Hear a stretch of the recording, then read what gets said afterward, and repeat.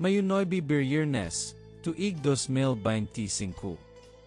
Katulong nga semana sa paggabanhaw. Pagbasa gikan sa santos nga ebanghelyo, sumala ni San Juan.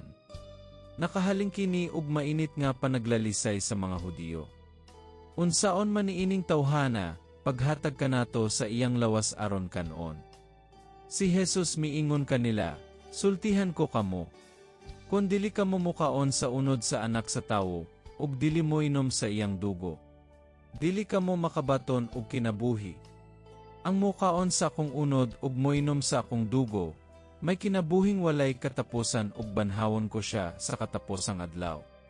Ay ang akong unod mao ang matuod nga kalanon, ug ang akong dugo mao ang matuod nga ilimnon.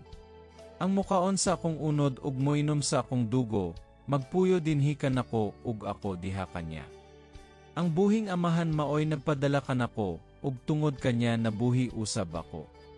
Sa samang pag-aagi, ang mukaon kanako mabuhi tungod kanako. Busa kini mao ang pangagikan sa langit. Dili kini sama sa pangagikaon sa inyong mga katigulangan ug unya nga matay gihapon. Ang mukaon ni ining maong panmabuhi sa dayon. Gisulti kini ni Jesus samtang nagtudlo siya didto sa sinagoga sa Capernaum.